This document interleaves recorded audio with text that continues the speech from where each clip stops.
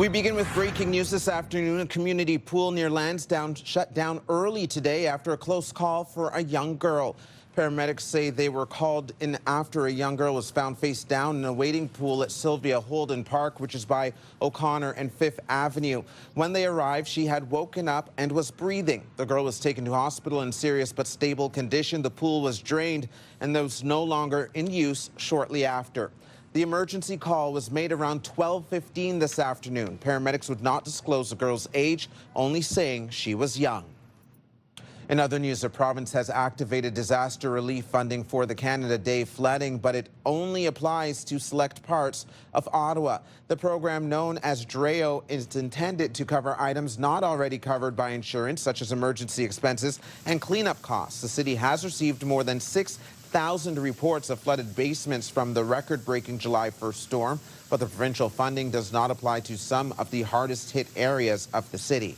To be excluded from any possible financial assistance for this. We have people on the street that have very limited insurance and are going to be very strapped to be able to repair the damage. So everything we began... Tracy Poulton says her family is devastated after losing everything in their basement. Poulton's neighbors are still without hydro, living in a hotel. She says it is going to be weeks before any of this is settled, and the update on the funding is devastating.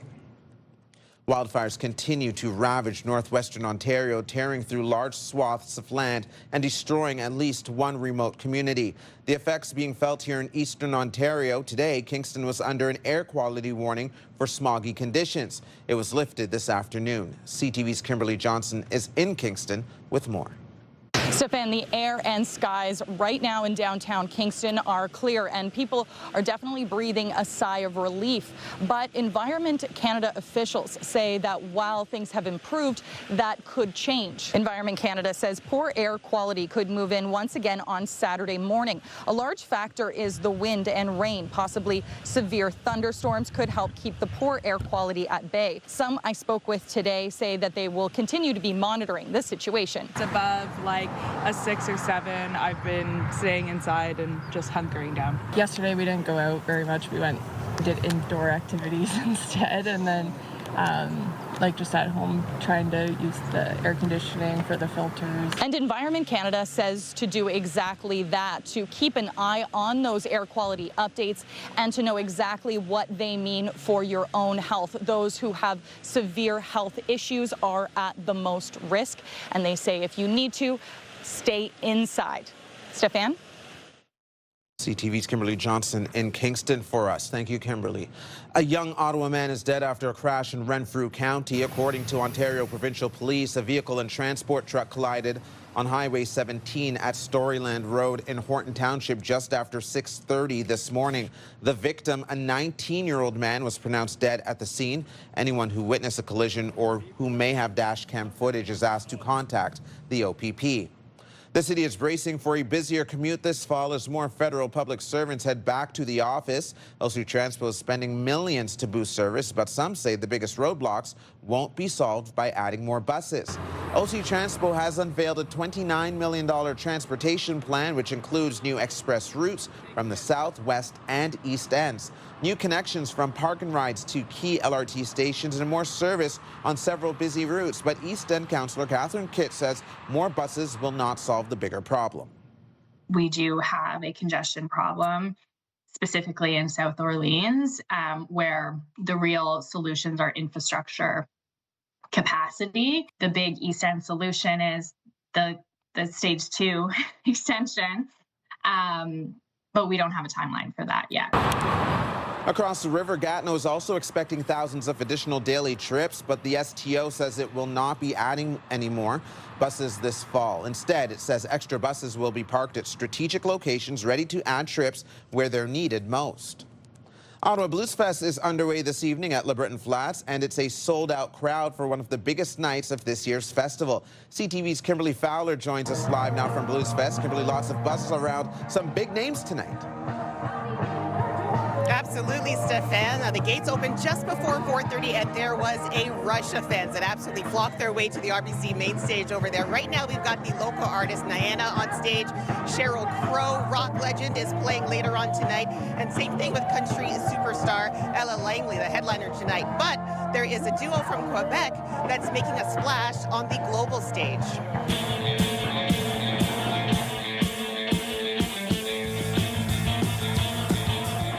Angine de Poitrine is performing on the Bluesfest main stage in just about an hour from now. Now, last month, the rock duo played the Montreal Jazz Fest, attracting the largest crowd since 2009.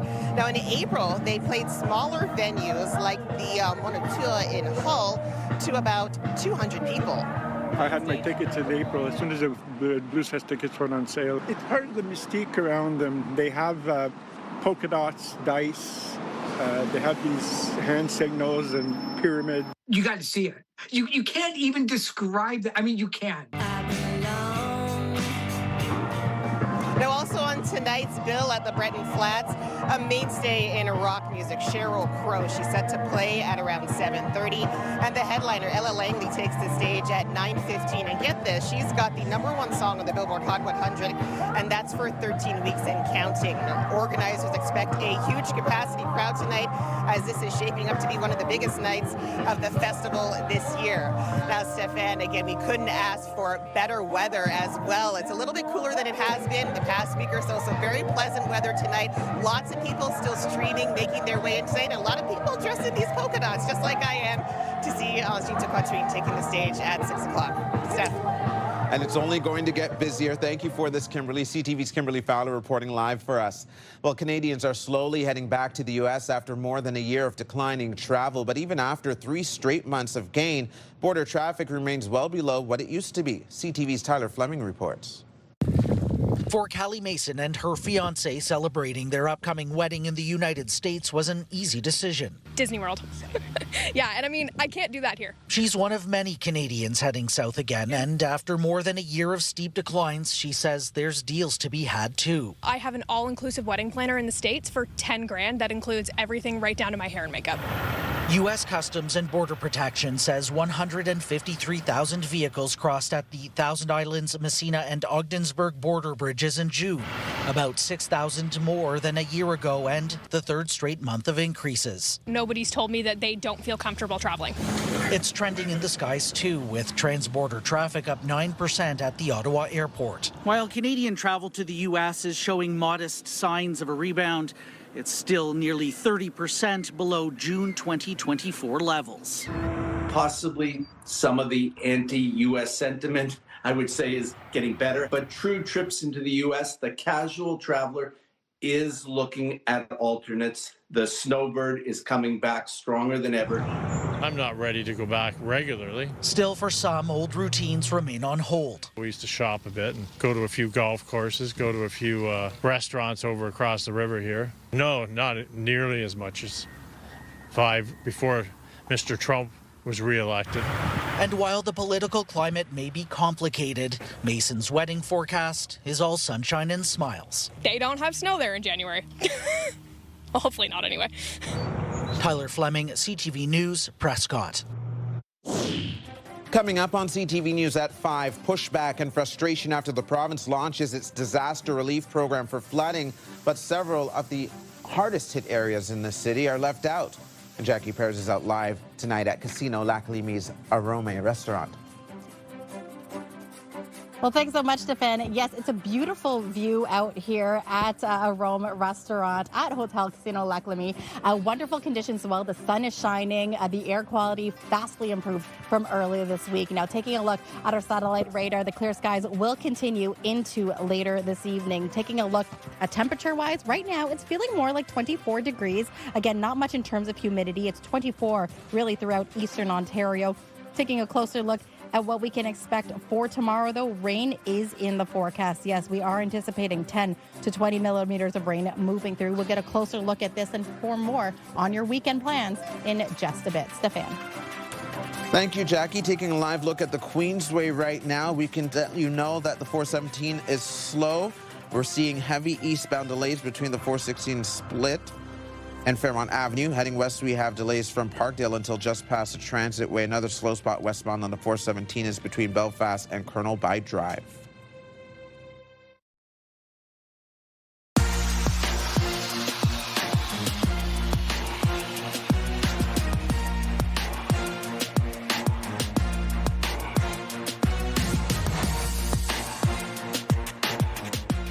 Taking a closer look now at one of our top stories, the province has activated its disaster relief program following the Canada Day flooding here in the capital. But there is shock and frustration from many who are not eligible to apply. And CFR's Tracy Cameron is here now to go off script with us and explain further. That's right. For 16 days, residents of Ottawa that got hit by the July 1st flooding were waiting for help. And they were told the help is coming from the province. The DREO program, the disaster relief program, will be activated. But of course, we all knew that the details were going to be very important. And here we are today, heading into a weekend.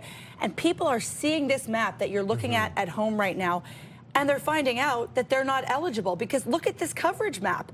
That is only a sliver of the homes that were impacted in Ottawa. So everybody outside of that, if you're on the wrong side of that perimeter, you're wondering, how am I going to rebuild? How am I going to fix my basement? You know, Bell's Corners is not in that map. Crystal Beach, one of the hardest hit neighborhoods, did not qualify. That map, let me say it again, is not an accurate representation of the damage or the suffering in Ottawa. And I heard that today, loud and clear. I got several heartbreaking calls this afternoon from people who are learning that they are not eligible. Catherine from Bell's Corners called in. She had renovated her house. She had been, I guess, working off of a loan from the bank to try and sell. She had a plan to list in about 2 weeks, and then she got hit with flooding. She told me she's worried that now, because she can't sell and because she has a loan, that she's going to lose her house. Take a listen. Yeah, I called my mom a couple days ago, and I said, the government's coming out. They're going to help us out with the money. And then my mom called me this afternoon. She said, you're not included. And I was destroyed. And then I started calling Tyler right away, calling his office. I don't know what to do. I'm going to lose my house. And there's no help for us. Percy, that's absolutely heartbreaking. Even as you were describing it before I heard the clip, it's like I was having a physical response, like goosebumps to that. Yeah. I mean, the pain is real. And it's not just Catherine. I mean, she's in a very intense situation right now. My heart goes out to her. Trish called in. Her mom lives in a neighborhood that is also not going to be helped by the province. Her mother is elderly. She's at the basement daily trying to help her out. And she said, with so much suffering in her voice, the province is leaving people behind. She said that people just want to feel like they are being seen and heard. And right now, looking at that map, there is a huge portion of households in Ottawa that feel like they've been forgotten. Yeah. Christy, thank you for this, and we sincerely hope everyone gets through this unscathed financially and emotionally, of course. You can join the conversation and leave a comment through the Talkback feature on the iHeartRadio app. You can listen live to Christy Cameron on News Talk 580 CFRA weekdays from 2 to 6. Coming up on CTV News at 5, we'll speak with Ottawa's Bluesfest founder about what goes into building the massive music festival every single year. Simply Ottawa's next. Coming up tonight on CTV after the 6 o'clock news, E-Talk starts at 7, The Big Bang Theory at 7:30, an episode of Spring Break Murders at 8, Crime Scene Investigators at 9, and W5 Avery Haynes Investigates at 10. Now let's have another check on the weather forecast. Jackie is live tonight at the casino. Jackie.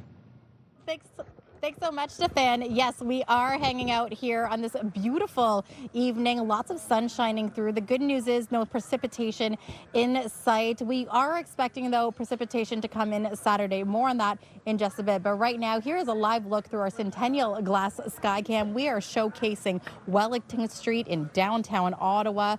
And again, the temperature currently sitting around 24 degrees. But with that sunshine feeling much warmer, again, a reminder, the good news is, though, that the air quality warning, it is not in place for here in Eastern Ontario. However, it is still in place for Southern Ontario. Again, wildfire smoke causing the reduced visibility. Taking a closer look now What we can expect temperature-wise, there might be a little bit of local smoke moving through tomorrow morning at 7 a.m. 17 degrees to start things off. Likeliness, we are going to see some light rain in the morning. This will transition into potential risk for thunderstorm between noon and 4 p.m. Yes, we are anticipating 10 to 20 millimeters of rain moving through. The anticipated daytime high is at 22 degrees. We will see the return of the humid index levels getting higher, feeling more like 33 in the afternoon. The good news, though, is for those heading to Bluesfest in the evening for Saturday, 8 p.m., we are likely going to see a mix of sun and cloud with cooler conditions at 21 degrees. Now, taking a closer look at the forecast, this is a closer look at when we could anticipate the rain moving through, the chunk of this moving through between noon as well as 4 p.m. Now, another look at what we can see for temperatures across the valley and the Seaway. Risk of thunderstorm really moving through all of eastern Ontario. Temperatures hovering closer to around 24 degrees, not just in the Seaway, but also the valley as well. A closer look at our 5-day forecast. You can see a few showers for Saturday, 22 degrees as well. And then when we look for Sunday, Monday, lots of sunshine in store. Chance of showers will return for Tuesday and Wednesday. CTV and Move 100 present the $15,000 comfort heist. Now, items from Lazy Boy, Ottawa, Gatineau, and Kingston have been stolen, and it's up to you to track them down. Follow the daily clues, crack the case, and uncover the secret location of the stolen goods for your chance to win $15,000 to spend at Lazy Boy. Want an edge? Visit Lazy Boy Canada, Searville, or Hunt Club for exclusive bonus clues to help solve the mystery. Now, today's clue is curling. Again, the clue is curling. Head over to ctvottawa.ca and submit your guess of the secret location. Good luck.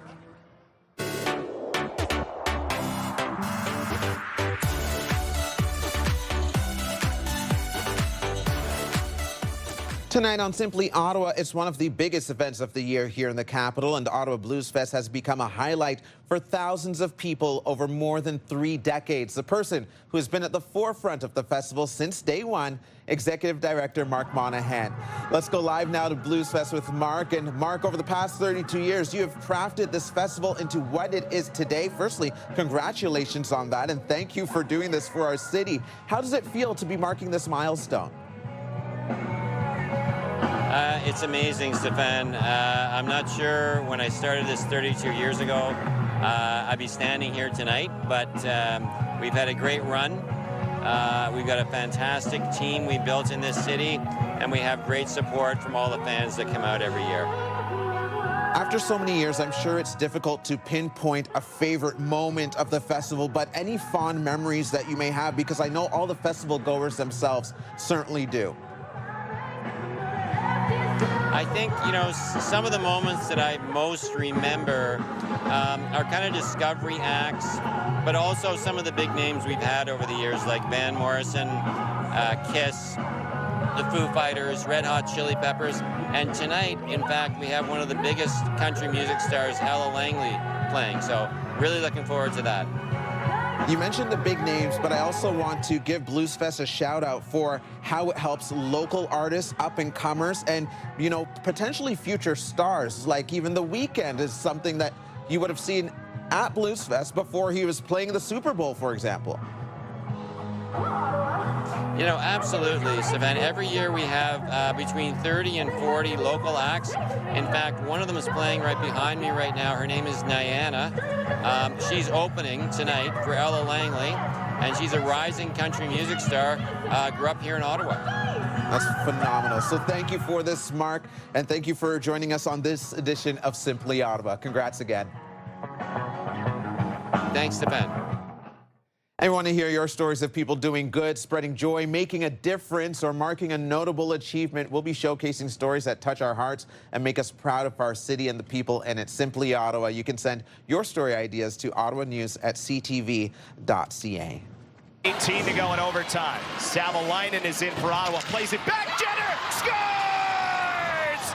Brilliant! Coming up, Capital Pride names a Grand Marshal for this summer's Pride Parade here in the capital. Get the latest live local breaking news. Sign up now for our morning and evening CTV News Ottawa newsletter. The best local content from CTV News, Your Morning Ottawa, and News Talk 580 CFRA. Get it all in one place. Sign up now at ctvnewsottawa.ca. The CTV News Ottawa newsletter is brought to you in part by CAA Business.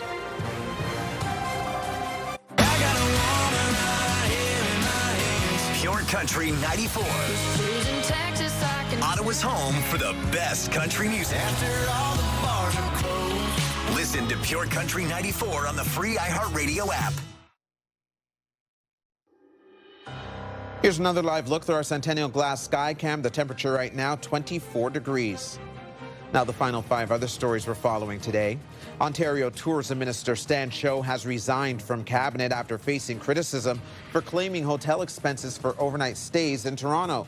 He did so despite living 6 kilometers from the legislature. In a statement, the Toronto MPP says he made a mistake and is taking full responsibility. It's a win-win-win. We can use less energy, spend less money, so we can put that back into care. We can improve the air quality. CHEO has completed a major energy and air quality upgrade as part of a significant redevelopment of its hospital campus. The project includes upgrades to CHEO's heating, ventilation, and air conditioning systems and new energy-saving technology. Residents living near the new Ottawa Hospital Civic Campus will be having to deal with some overnight construction noise over the next 2 weeks. Crews are working on a new water main and the parking garage above the O Train Line 2 track near the corner of Carling Avenue and Preston Street. The city says it has issued a noise-exempt permit for the construction from July 17th to the 28th. 18 to go in overtime. Savalainen is in for Ottawa. Plays it back. Jenner scores! Brianne Jenner will be leading this year's Capital Pride Parade. The former Ottawa Charge captain was named the Grand Marshal today. The parade takes place on August 30th and will travel through the downtown core. Jenner is now with one of the PWHL's newest teams, PWHL Hamilton. Laying off to Mina Lee. Blocked by Taylor. The shot. Oh, my! What a banger! What a banger that was. That's Rapid FC's Sadie Waite making it 2-0 over the visiting Halifax Tides last night at TD Place Stadium. Halifax would get one back, but Ottawa hangs on for the win 2-1. Rapid FC is now undefeated in their last 7 games. The Rapid head to Calgary next to play the Wild on Wednesday. That is CTV News at 5. I'm Stefan Keys. Be sure to join Patricia Bull for CTV News at 6. The early edition of CTV National starts now.